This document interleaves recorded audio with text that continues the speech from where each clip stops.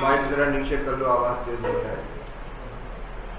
وبه قال حدثنا قتيبة قال حدثنا عبد الحميد بن سليمان عن ابن عجلان عن ابن وثيمة البصري عن أبي هريرة رضي الله عنه أنه قال قال رسول الله صلى الله عليه وسلم إذا خطب إليكم من ترضون دينه وخلقه فزوجوه إلا تفعلوه تكن فتنة في الأرض وفساد عريض. وفي الباب عن أبي حاتم المزني وعائشة رضي الله تعالى عنها عنهما حديث أبي هريرة رضي الله تعالى عنه قد خولف عبد الحميد بن سليمان في هذا الحديث فرواه الليث بن سعد عن ابن عجلان عن أبي هريرة رضي الله عنه عن النبي صلى الله عليه وسلم قال محمد وحديث الليث أشبه ولم يعد حديث عبد الحميد محفوظا. وبه قال حدثنا محمد بن عمرو قال حدثنا حاتم بن اسماعيل عن عبد الله بن مسلم بن خرمة عن محمد وسعيد ابن عبيد عن ابي حاتم ابن عبيد عن ابي حاتم المزني رضي الله تعالى عنه انه قال قال رسول الله صلى الله عليه وسلم اذا جاءكم من ترضون دينه وخلقه فانكحوه الا تفعلوا تكن فتنة في الارض وفساد. قالوا يا رسول الله وان كان فيه قال اذا جاءكم من ترضون دينه وخلقه فانكحوه 3 مرات. هذا حديث حسن غريب وابو حاتم المزني له صحبة ولا نعرف له عن النبي صلى الله عليه وسلم غير هذا الحديث. باب ما جاء فی من ترضون دینہ فزوجوہ. تم جس کے دین کو پسند کرتے ہو اس کے ساتھ نکاح کر دو. یعنی تمہاری مولیہ، تمہاری بچی، تمہاری بہن یا تمہاری زیر تربیت جو بچی ہے اس کے نکاح کے لیے اگر کوئی ایسا شخص پیغام بھیجے کہ جو دیندار ہے، اس کی دینداری تم کو پسند ہے، تو بس کسی اور چیز کی طرف مت دیکھو. پیسے والا ہے کہ نہیں، شکل صورت کیسی ہے، خاندان کتنا اونچا ہے، سروس میں لگا ہوا ہے کہ نہیں، اوپر کی آمدنی ہے کہ نہیں. آج کل جو چیزیں دیکھی جاتی ہیں یہ سب چیزیں دیکھی جاتی ہیں. فرمایا دین کو بنیاد بناؤ. اگر لڑکا دیندار ہے جو اللہ اور اس کے رسول صلی اللہ علیہ وسلم کے احکام کی رعایت کرے گا، خود بھی دین پر چلے گا اور بیوی کے جو حقوق ہیں ان کو بھی ادا کرے گا، جو اولاد پیدا ہوگی ان کی صحیح تربیت کرے گا، تو بس نکاح کا مقصد حاصل ہے. اس کے ساتھ اپنی بچی کا نکاح کر دو. وبه قال حدثنا قتيبة قال حدثنا عبد الحميد بن سليمان عن ابن عجلان عن ابن وثيمة النصري عن ابي هريرة. یہاں ذرا دیکھیے گا ابن عجلان اور حضرت ابو ہریرہ رضی اللہ عنہ کے درمیان کون ہے؟ ابن وثیمہ النصری. اس سند میں ابو ہریرہ رضی اللہ تعالیٰ عنہ فرماتے کہ رسول اللہ صلی اللہ علیہ وسلم نے ارشاد فرمایا اذا خطب الیکم من ترضون دینہ وخلقہ فزوجوہ. جب تمہارے پاس نکاح کا پیغام بھیجے کوئی ایسا شخص کہ پسند کرتے ہو تم اس کی دینداری کو اور اس کے اخلاق کو. یہ دونوں ایک ہی قبیل کی چیز ہے. خلق حسن بھی دین ہی کا ایک حصہ ہے، لہذا یہ عطف بیانی ہے، کوئی الگ سے کوئی چیز نہیں ہے. فرق یہ ہے کہ دین کا تعلق اللہ کے ساتھ ہوتا ہے عموماً، نماز روزہ حج زکوٰۃ وغیرہ، اور اخلاق کا تعلق بندوں کے ساتھ ہوتا ہے. تو حاصل یہ نکلا کہ حقوق اللہ اور حقوق العباد کی ادائیگی وہ کرتا ہے، اچھے دین والا، اچھے اخلاق والا ہے. فزوجوہ، تو اس کے ساتھ نکاح کر دو. یہ رسول اللہ صلی اللہ علیہ وسلم کا حکم ہے، ترغیب ہے. فرماتے الا تفعلوہ، اگر تم یہ کام نہیں کرو گے، یعنی دین کی بنیاد پر نکاح نہیں کرو گے، اس کو چھوڑ کر باقی چیزوں پر نگاہ رکھو گے، مال کو دیکھو گے، جاہ کو دیکھو گے، نسب کو دیکھو گے، شکل و صورت کو دیکھو گے، تو کیا ہوگا؟ تکن فتنۃ فی الارض وفساد عریض، تو ہوگا بہت بڑا فتنہ زمین میں اور بہت لمبا چوڑا فساد. یہ تکن کانت تامہ ہے، اس لیے اس کی خبر نہیں بلکہ اس کا فاعل آ رہا ہے کیا؟ فتنۃ، اور تنوین اس کے اوپر تعظیم کی ہے. یہ بڑا فتنہ پیدا ہوگا. وفساد عریض، عریض بمانے کبیر ہے. یہ کوئی جسم نہیں ہے کہ جس کی ایک لمبائی ہو اور اس کے مقابلے میں ایک چوڑائی ہو، بلکہ طویل و عریض کے معنی بہت بڑے پیمانے پر فتنہ اور فساد پیدا ہوگا۔ اب یہ فتنہ اور فساد کیسے ہوگا، اس کی وجہ کیا ہے؟ تو ایک وجہ تو یہ بتلائی ہے کہ یہ مال اگر دین پر نگاہ نہیں ہوگی تو پھر کس پر نگاہ ہوگی؟ حسن و جمال پر ہوگی، اور یا مال اور جاہ کے اوپر، منصب کے اوپر ہوگی۔ اور یہ حسن و جمال اور مال و جائیداد یہ خود بہت بڑا فتنہ ہے، یہ انسان کے لیے فتنہ ہے، شکل صورت بھی فتنہ بن جاتی ہے اور مال بھی فتنہ بن جاتا ہے۔ انما اموالکم و اولادکم فتنہ کہا گیا ہے۔ اس امت کے لیے رسول اللہ صلی اللہ علیہ وسلم نے عورت کو یعنی اس کی شکل صورت کو اور مال کو فتنہ قرار دیا ہے۔ تو جب دین کو بنیاد نہیں بناؤ گے، مال کو اور جمال کو بنیاد بناؤ گے، تو جو فتنہ ہے جب وہ بنیاد بنے گا تو فتنہ ہی لے کر آئے گا اپنے ساتھ۔ مال بھی ظاہر ہو جانے والا ہے، شکل اور جمال بھی ظاہر ہو جانے والی چیز ہے۔ اگر جمال پر بنیاد رکھی ہے تو جب جمال ظاہر ہو جائے گا تو پھر کیا ہوگا؟ وہ تعلق و محبت سب ختم۔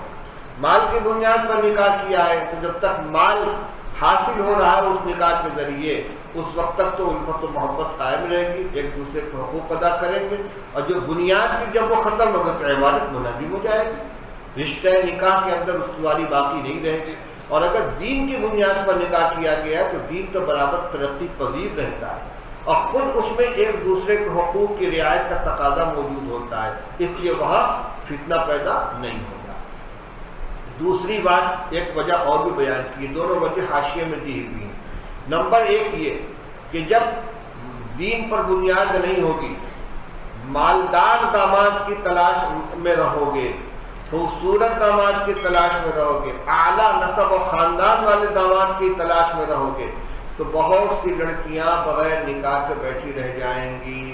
اسی طرح لڑکے والے ایسی لڑکی کی تلاش میں رہیں گے جہاں جہیز اور تلک زوردار قسم کا ملے، اور لڑکی بھی ہزاروں میں ایک ہو، تو پھر کیا ہوگا؟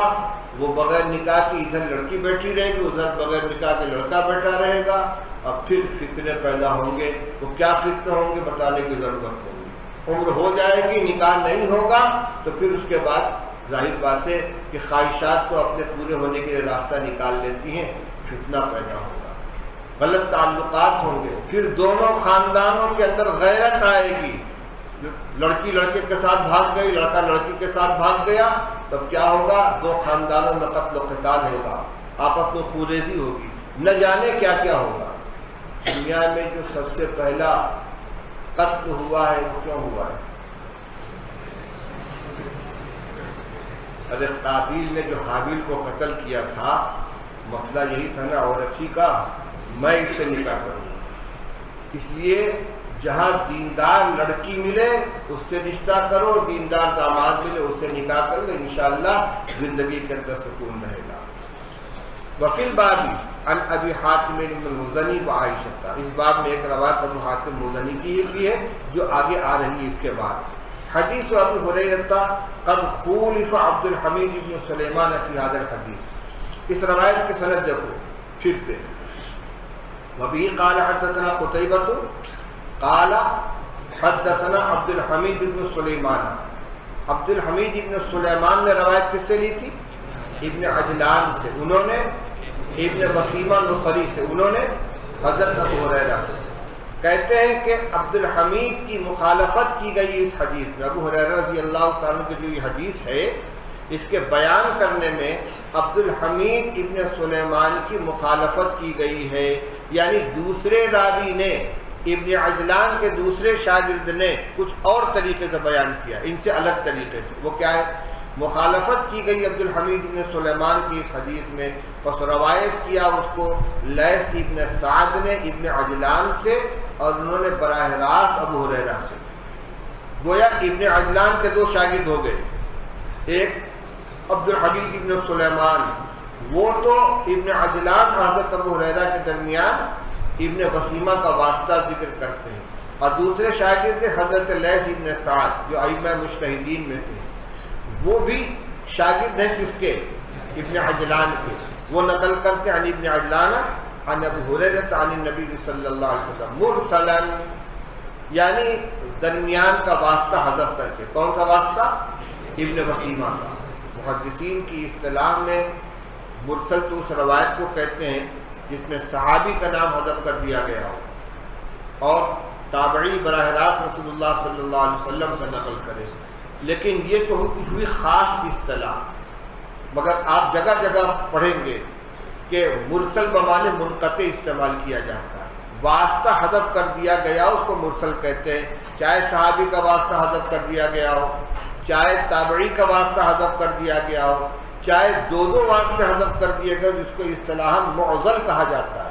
تو معضل، منقطع اور مرسل، ان سب کے اوپر مرسل کا اطلاق کیا جاتا ہے توسعاً. تو مرسل کا معنی کیا؟ واسطہ حذف کر کے درمیان کے راوی کا ذکر کیے بغیر.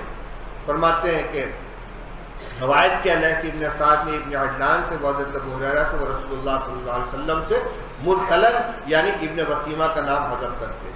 قال محمد، امام بخاری فرماتے ہیں، امام ترمذی رحمۃ اللہ علیہ کے استاد ہیں امام بخاری رحمۃ اللہ علیہ، مگر یہ ان کی روایتیں تو اپنی کتاب میں ذکر نہیں کرتے، غالباً ایک حدیث صرف ذکر کی ہے، لیکن حدیث کی تحقیق کے سلسلے میں کثرت سے ان کے اقوال نقل کرتے ہیں، اور بہت سی جگہ اس کی صراحت سألت محمدا عن هذا الحدیث، میں نے امام بخاری سے اس حدیث کے بارے میں پوچھا، فقال، تو انہوں نے فرمایا. اور کہیں سالتو کی صراحت کے بغیر صرف ان کا قول نقل کر دیتے ہیں. تو جہاں جہاں قال محمد آئے گا، محمد سے مراد کون ہوں گے؟ امام محمد ابن اسماعیل بخاری. فرمایا امام بخاری نے کہ حدیث اللیث اشبہ، لیث ابن سعد کی حدیث زیادہ صحیح ہے. کیا مطلب ہوا؟ اس کا یہ مطلب نہیں ہے کہ انہوں نے ابن عجلان نے براہ راست ابو ہریرہ رضی اللہ تعالیٰ عنہ سے سنا ہے. اشباہ کا یہ مطلب نہیں، بلکہ مطلب یہ ہے کہ ان کے شاگرد جو ہیں یعنی ابن عجلان نے روایت بیان کی ہے واسطے کے ساتھ یا بغیر واسطے کے. صحیح کیا ہے تو واسطہ، اس میں شبہ نہیں ہے. ابن عجلان براہ راست ابو ہریرہ کے شاگرد نہیں ہیں، لیکن انہوں نے یہ روایت مرفوعاً متصلاً ذکر کی ہے اپنے شاگردوں کے سامنے، یا واسطہ حذف کر کے ذکر کیا ہے. زیادہ صحیح ہے کہ انہوں نے واسطہ حذف کر کے ذکر کیا ہے. اس لیے اشباہ کا یہ مطلب مت سمجھ لینا کہ یہ روایت بلا واسطہ صحیح، اس میں واسطے کا ذکر غلط نہیں. واسطہ تو یقیناً ہے، لیکن ابن عجلان نے روایت ذکر کیسے کی تلامذہ کے سامنے؟ چونکہ عبد الحمید ابن سلیمان کے مقابلے میں لیث ابن سعد زیادہ قوی ہے، ان کی یادداشت بھی زیادہ مضبوط ہے، اس لیے ان کی نقل کو زیادہ صحیح قرار دیا گیا. گویا ابن عجلان نے یہ روایت سند متصل کے ساتھ بیان نہیں کی بلکہ سند منقطع کے ساتھ بیان کی ہے. وَلَمْ يَعُدَّ حدیث عبد الحمید محفوظا، امام بخاری نے عبد الحمید کی روایت کو محفوظ نہیں قرار دیا. محفوظ کا مقابل کیا آتا ہے؟ شاذ. شاذ کسے کہتے ہیں؟ ایک ثقہ اپنے سے زیادہ ثقہ کے خلاف روایت کرے، اور اگر ضعیف راوی ثقہ کے خلاف روایت کرے اس کو کیا کہیں گے؟ منکر کہیں گے. اس کا مطلب یہ ہوا کہ ویسے تو عبد الحمید ابن سلیمان بھی ثقہ ہیں، لیکن لیث ابن سعد اوثق ہے، تو ان کی روایت محفوظ ہو گئی. کس کی؟ اشعث کی، نہیں ان کی لیث ابن سعد کی. اور عبد الحمید ابن سلیمان کی روایت شاذ ہو گئی یعنی محفوظ کے مقابل.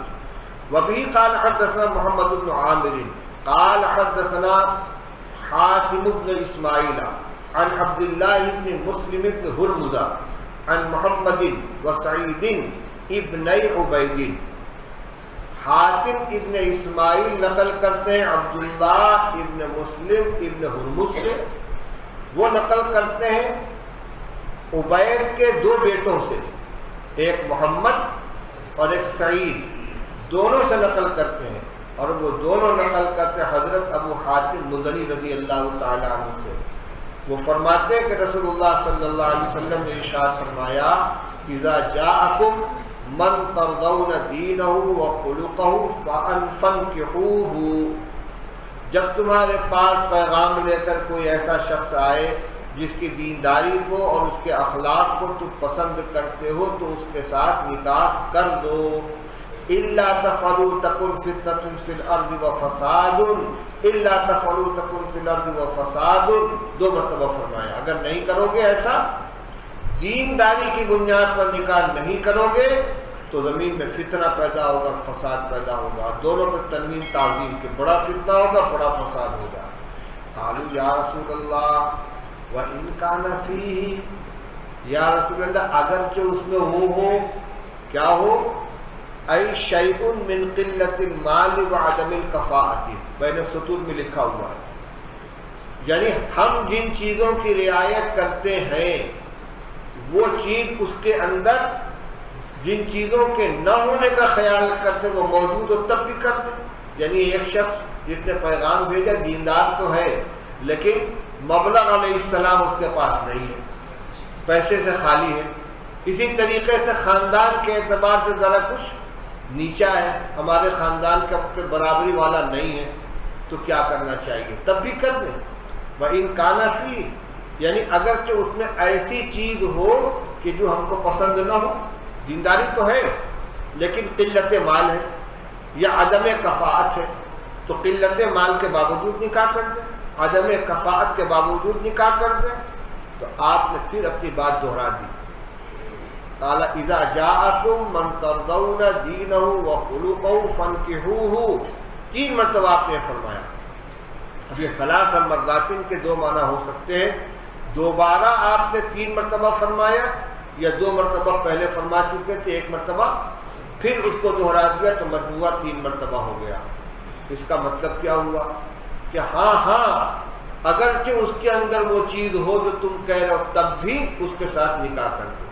پہلے یہ اس سوال کا جواب، پہلے یہ سوال نہیں آیا تھا، مطلق بات تھی، اب جب سوال آ گیا کہ اگرچہ اس کے اندر قلت مال اور قلت جمال یا عدم کفاءت نسب ہو تب بھی نکاح کر دیں، آپ نے پھر اسی بات کو دہرایا۔ اس کا مطلب کیا ہوا؟ میرا یہ حکم اب بھی اسی طرح برقرار ہے۔ ھذا حدیث حسن غریب، وابو حاتم المزنی لہ صحبۃ، اس میں جو راوی اخیر جو صحابی آئے ہیں ابو حاتم مزنی رضی اللہ تعالیٰ عنہ، یہ صحابی ہیں، ان کا صحابی ہونا چونکہ معروف نہیں ہے اس لیے امام ترمذی نے صراحت کر دی کہ روایت مرفوع ہے اور یہ تابعی نہیں بلکہ صحابی ہیں۔ ہاں ایک بات ضرور ہے، لا نعرف له عن النبی صلی اللہ علیہ وسلم غیر هذا الحدیث، ہم کو رسول اللہ صلی اللہ علیہ وسلم سے ان کی ایک حدیث کے علاوہ کوئی دوسری حدیث معلوم نہیں ہے۔ ایسے بہت سے صحابی آئیں گے، آپ دھیان رکھیں گے تو آپ کے سامنے ایسے نام گزریں گے کہ جن کے بارے میں امام ترمذی فرماتے ہیں کہ ان کی رسول اللہ صلی اللہ علیہ وسلم سے صرف یہی ایک حدیث مروی ہے۔ محدثین نے اس کا بھی اہتمام کیا ہے، صحابہ کرام کی فہرست بنا کر کن صحابہ سے کتنی کتنی روایتیں مروی ہیں ان کو ذکر کیا ہے۔ آپ صرف ایک مسند احمد بن حنبل کو اٹھا کر دیکھ لیں گے، اس میں ایک ایک صحابی کے روایتوں کو اکٹھا ذکر کیا ہے، تو کتنے صحابہ ایسے آئیں گے جن سے صرف ایک روایت مروی ہے، ایک سے زیادہ روایت مروی نہیں ہے، اور ان کا صحابی ہونا اسی سے معلوم ہوا کہ اسی روایت مروی ہے۔ تو ابو حاتم مدنی رضی اللہ تعالیٰ نے بھی انہی صحابہ میں ہے جن سے صرف ایک روایت مروی ہے۔ یہ روایت تو ہو گئی، مضمون اس کا پورا ہو گیا۔ اب اس میں ایک بات یہ بتانی ہے کہ راویوں میں ایک نام آیا عبداللہ ابن مسلم ابن ہرمز، ہے نا؟ کہاں پر؟ حاتم ابن اسماعیل کے بعد عن عبداللہ ابن مسلم ابن ہرمز، اس کے اوپر حاشیہ دیا ہوا ہے، یہ جو وہ ٹائپ والا نسخہ ہے کسی کے سامنے ہے؟ کیا حاشیہ ہے؟ پڑھو، زور سے پڑھو۔ ہاں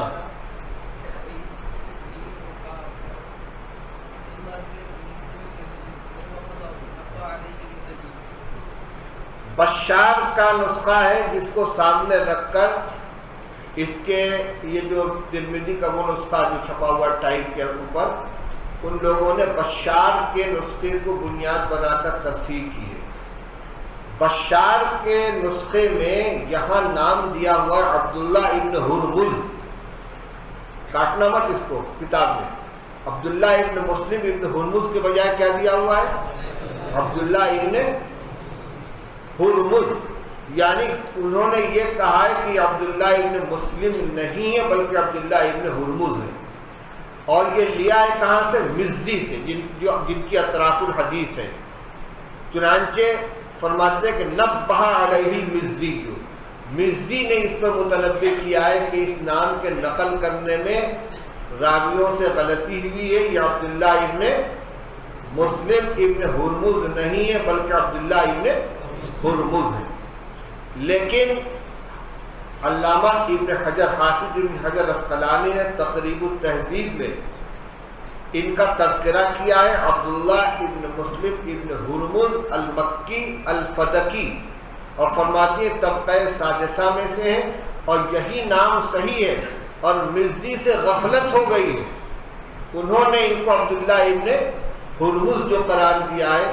بات یہ ہے کہ جن لوگوں نے عبداللہ ابن ہرمز کہا ہے انہوں نے جد کی طرف نسبت کر دی ہے، یعنی ہے تو یہ عبداللہ ابن مسلم ابن ہرمز، لیکن ہرمز ان کے دادا ان کے والد نہیں ہیں، اور متقدمین کے یہاں یہ چیز تو کثرت سے پائی جاتی ہے کہ نسبت دادا کی طرف کر دی جاتی ہے۔ اور خود رسول اللہ صلی اللہ علیہ وسلم نے فرمایا انا النبی لا کذب انا ابن عبد المطلب، تو کیا خدا نخواستہ یوں کہا کہ عبداللہ محمد ابن عبداللہ کہنا غلط ہے؟